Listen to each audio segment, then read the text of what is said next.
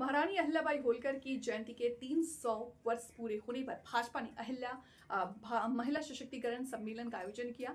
लखनऊ के डॉक्टर भीमराव अंबेडकर सभागार में मुख्यमंत्री योगी आदित्यनाथ ने कहा कि हमारा इतिहास अनेक चुनौतियों से जूझते हुए इस समय के नायक और नायिकाओं को आगे बढ़ाने का काम किया है। अलग अलग कालखंड में महिला और पुरुषों की भागीदारी देखने को मिली है।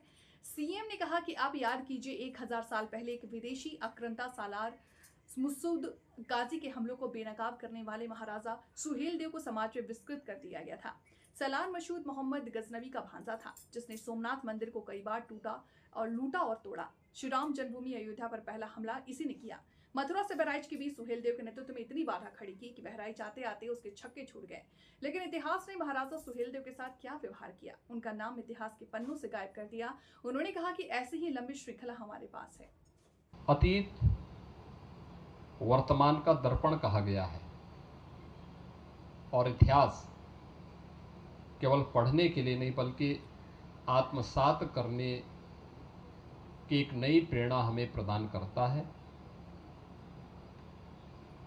अतीत की गलतियों का परिमार्जन हो सके और अतीत के गौरवशाली क्षणों को हम एक आदर्श के रूप में ग्रहण कर सके, इन सभी का आत्मावलोकन हमें आज यहाँ पे लोक माता अहिल्याबाई होलकर से संबंधित इस प्रदर्शनी के माध्यम से देखने को मिलेगा।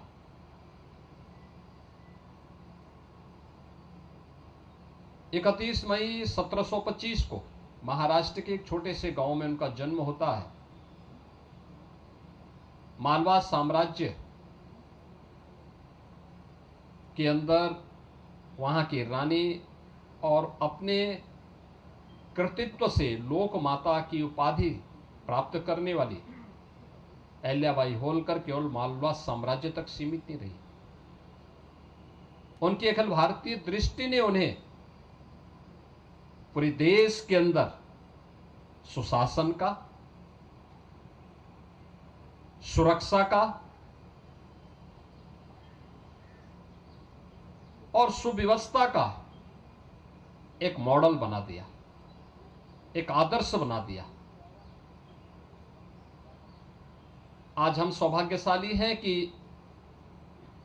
भारत के ऐसे रत्नों को आम जनमानस तक उनके व्यक्तित्व और कृतित्व तक लाने के लिए प्रधानमंत्री जी के मार्गदर्शन में भारतीय जनता पार्टी ने जिस अभियान को आगे बढ़ाया है,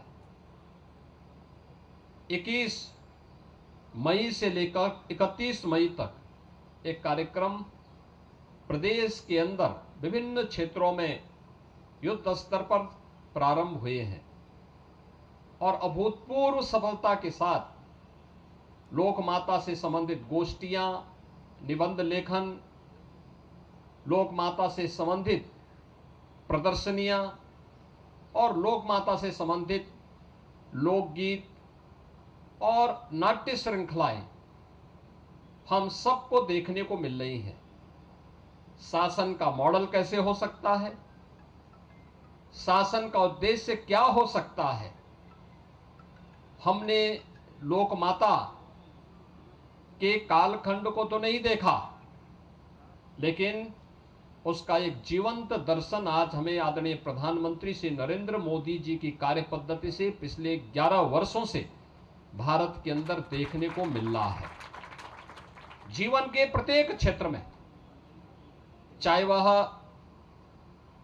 विरासत को जोड़ने का कार्य हो, काशी विश्वनाथ धाम से लेकर के केदारपुरी तक, नेपाल के मुक्तिनाथ से लेकर के और सोमनाथ तक, महाकाल से लेकर के रामेश्वरम तक, इसकी एक झलक हम सबको आज प्रधानमंत्री मोदी जी के नेतृत्व में देखने को मिलती है। इंफ्रास्ट्रक्चर कैसे होना चाहिए, हाईवे का, एक्सप्रेसवे का, रेलवे का, मेट्रो का, रैपिड रेल का, एयरवे का, वाटरवे का, ये आज इस नए भारत में हम सबको देखने को मिल रहा है।